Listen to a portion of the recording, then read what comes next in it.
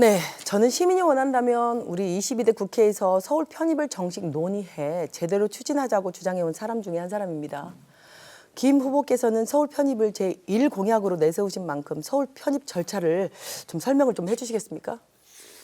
예, 지금 세계는 메가시티 개념으로 나가고 있습니다.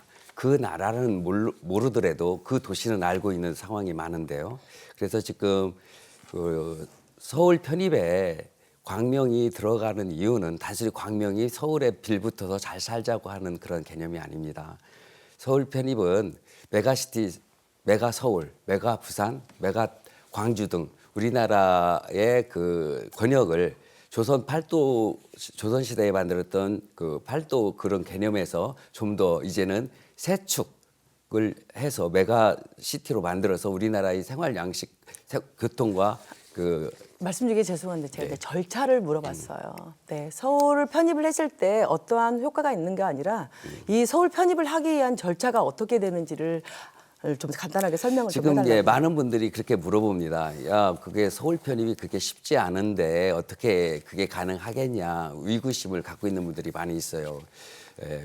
구역 조정 변경 특별안을 내서 거기에 대해서 국회에서 과반수 이상이 찬성을 하면 그 법이 특별법으로 시행되는 걸로 알고 있습니다. 이거는 간단한 절차가 아니라 관할구역 변경 계획 수립이 첫 번째 광명시에서 이루어져야 되고 지방의회 의견 청취, 서울시 또 경기도 강매시 의회 또 주민투표 요구가 가장 큰 압권이에요. 근데 그런데 그런 방법도 제가 있고. 이 말씀을 드린 이유는 왜 하필 총선을 앞두고 이렇게 중대한 사안을 이 절차도 복잡한 걸 왜 꼭 총선 때만 퍼블리즘식으로 가지고 나오느냐. 그래서 마음이 아파서 말씀을 드린 거예요. 저는 네. 반대하는 사람이 아니라 찬성하는 사람 중에 한 사람으로서 진짜 22대 총선이 끝난 뒤에 진짜 국민들에게 진짜 주민투표를 통해서 한번 저는 토론을 해볼 필요가 있다. 저는 이 말씀을 드립니다. 다음 두 번째 질문으로는 김 후보님이 서울 편입이 답이다의 근거로 지역 내 총 생산 우리 GRDP 네. 구로구가 14조 6천억 원, 강명시가 8조 원이라는 수치를 밝히셨어요. 그럼 GRDP 구로구와 비교한 이유가 무엇이며 강명시하고 비슷한 다른 기초구와도 비교를 좀 해보셨는지 답변 한번 부탁드립니다. 그러니까 광명시가 보면은 우리 광명도 잘 살고 있다. 구로구보다도 더 잘 사는 곳이 광명시다 이렇게 생각하는 경우가 있더라고요. 그래서 근데 객관적으로 봤을 때 광명시는 구로구보다도 생산량이라든가 이런 게 좀 뒤처진다. 그렇기 때문에 우리 광명시도 서울시로 편입해서 그러한 부분에서 좀 더 발전할 수 있는 여지가 있다. 이렇게 생각해서 말씀드렸습니다. 제가 보니까 주거도시인 광명시와 구공업도시인 구로구를 총 생산 규모를 단순 비교하는 것은 숫자의 장난에 좀 불과한 것 같아요. 그래서 제가 피켓을 한번 만들어봤습니다. 이 광명시의 1인 GRDP는 2,883만 원으로 광명시와 비슷하게 주거도시 제가 속성을 지닌 양천구하고 관악구를 한번 비교를 한번 해봤어요. 약 2배 높습니다. 애써 구로구와 비교한 이유는 의도성이 좀 있는 것 같아요. 구로하고만 비교를 한 거에 있어서는 좀 의도성이 있지 않나. 어느 정도 그런 것도 우리 광명시하고 있어요. 비슷한 속성을 지닌 이 양천구나 관악구를 봤을 때는 인구수도 우리가 훨씬 적은데도 우리는 1인당 GRDP가 높잖아요. 그러니까 이런 걸 봤을 때 구로구하고 비교하는 이유는 좀 전 맞지 않다라는 말씀을 드립니다. 그리고 강명시의 시군세 재원은 재산세, 지방소득세, 자동차세, 주민세, 담배 소비세 등 2,645억 원으로 김 후보께서는 서울로 편입되면 재원이 어떻게 변동되는지 간단하게 설명해 주실 수 있나요? 제가 거기에 대해서는 정확하게 잘 모르겠습니다. 그런데 대부분이 광명 시민들이 서울 편입에 반대하시는 분들은 그게 그 서울로 편입되면 개인적인 그 세금이 많이 들어가는 거 아니냐 이렇게 생각을 하시는 분들이 많이 있는 것 같습니다. 그런데 실질적으로 개인 시민들의 입장에서 본인이 좀 더 많이 내야 하는 그러한 부분은 없다고 생각을 합니다. 제가 그래서 이 재원 감소에 대해서도 한번 봐봤어요. 네. 확인을 좀 했더니 2,645억 원의 광명의 시군세는 서울로 가게 되면 재산세와 취득세와 등록 면허세 두 개가 1,146억 원을 받게 됩니다. 예. 그렇다면 광명시의 재원은 1,499억 원이 감소하고 지방교부세와 보조금 감소까지 합치면 약 2천억 원 이상이 감소됩니다. 도서관 10개를 지을 수 있는 금액이 사라지는데 이에 대한 대책을 간단하게 설명해 예, 주십시오. 대부분이 사람들이 그렇게 말씀을 합니다. 이게 들어가면서 지방세가 거치는 세수가 좀 적으니까 문제가 아니냐 이렇게 생각을 하는데요. 편입을 하게 되면은 광명시에서 해야 되는 도로나 이런 SOC 사업이나 이런 것을 광명시가 직접 하지 않고 서울특별시에서 그것을 받아서 할 수 있습니다. 그래서 거치는 돈은 적지만 또 받을 수 있는 돈이 있기 때문에 큰 문제가 되지 않는다고 생각을 합니다.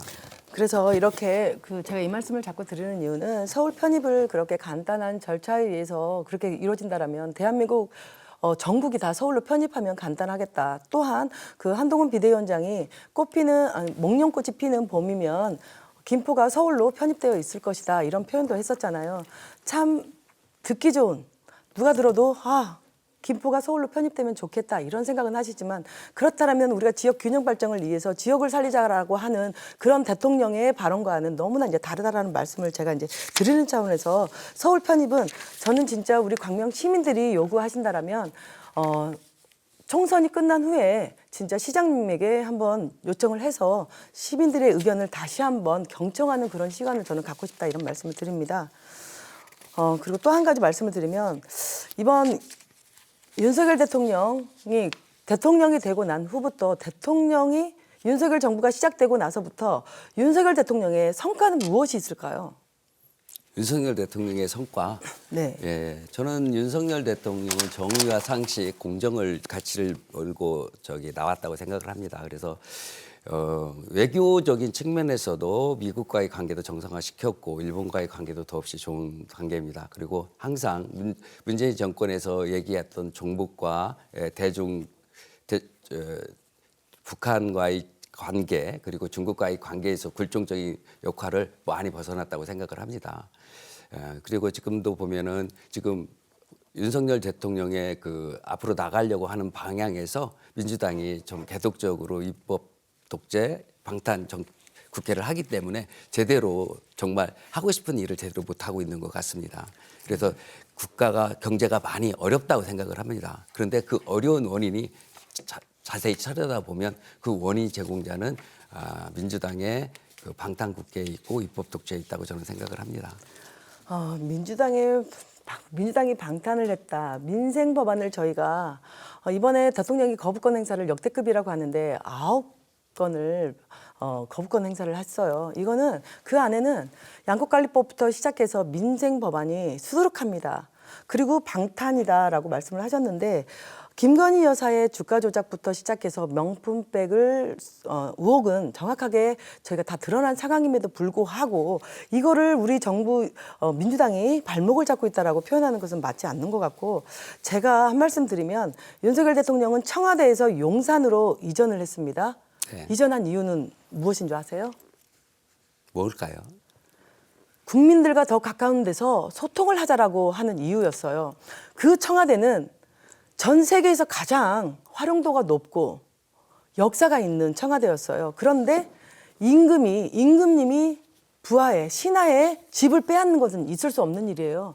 용산으로 갈 때는 천문학적 예산이 지금도 들어가고 있고 그리고 절차 단계라는 게 있습니다. 그 절차를 무시하고 일방적으로 용산으로 가면서 국방부는 또 합참부로 가고 계속해서 집을 잃어가는 부하들의 모습을 보면서 계속 예산만 반영시키라고 하시는 대통령. 질문을 이어가십시오. 질문으로. 네, 대통령의 모습을 봤을 때 이게 맞다라고 생각하십니까?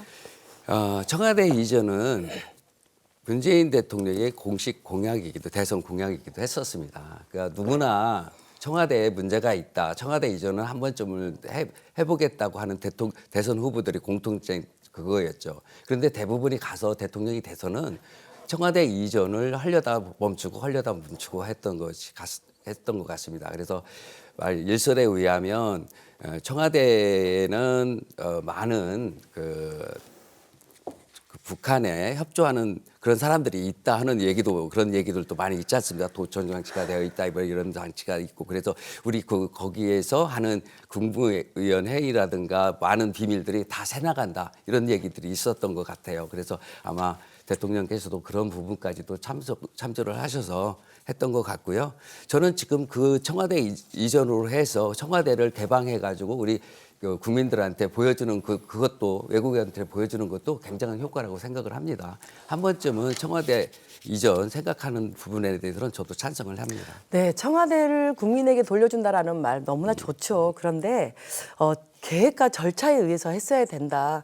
문재인 대통령이 청와대를 국민께 돌려주겠다라고 했을 때 왜 이전을 못했냐면 천문학적 예산이 들었고 그다음에 교통체증으로 인해서 국민에게 결과적으로 불편을 드리기 때문에 이전을 할 수 없었던 거예요. 좋은 공약이지만 결과적으로 국민에게 피해를 준다라면 그 공약은 쓸모없는 공약이 되는 겁니다. 그런데 윤석열 대통령께서 소통을 중심으로 해서 국민과 더 가까이 소통을 하겠다라고 했는데 그 6개월 만에 중단된 도어 스태핑 알고 계시잖아요. 그리고 또 대통령 전용기 탑승도 불허하고 2년째 신년 기자회견을 하지 않고 있습니다. 이게 대통령의 소통인지 저는 이것을 묻고 싶은 거예요. 그래서 진짜 대통령에게 이 소통에 관련돼서 꼭 한 말씀 저는 해주셨으면 좋겠어요. 소통은 무엇이라고 생각합니까? 우리 가까이. 예, 소통은 자기 생각과 남의 생각을 공유하고 교류하면서 하는 거라고 생각합니다. 그런데 대통령의 그 도어 스태핑은 윤석열 정부의 아주 랜드마크였었죠. 그런데 이제 그거 6개월 정도 되면서도 스탑한 이유가 그 좌파 언론인의 그 정말 국민의 한 사람으로서 그런 것들은 용납할 수 없는 그런 것들이 그 정말 좋은 제도를 중단시켰다 이렇게 생각을 하고요. 그렇지만 윤석열 대통령께서는 앞으로 그런 도어 스태핑을 다시 열어서 국민들과 소통할 수 있는 자리를 계속 마련해 주셨으면 감사하겠습니다. 또 의사 출신이니까 마지막으로 제가 질문을 드리면 윤석열 정부 2,000명의 의사 증원을 추진한다라고 했잖아요. 네. 이것도 소통 부재로 저는 시작이 됐다라고 생각하고요. 반대로 공공의료 인프라를 확대하고 인원을 증원해 달라는 요구를 면허 정지 처분 남발로 30초 해결하는 게 남았습니다. 맞다라고 생각하십니까? 저는 그 기본적으로 의사의 입장에서는 2,000명 증원을 딱 못 받고 하는 부분에 대해서는 좀 문제가 있다 하는 생각을 갖고 있습니다. 그렇지만은 그 2,000명 증원을 해서 국민들의 의료에 대한 접근성 서비스를 좀 더 좋게 하려고 하는 그 본심에서만큼은 윤석열 대통령의 의지에 찬성을 보내고 있습니다.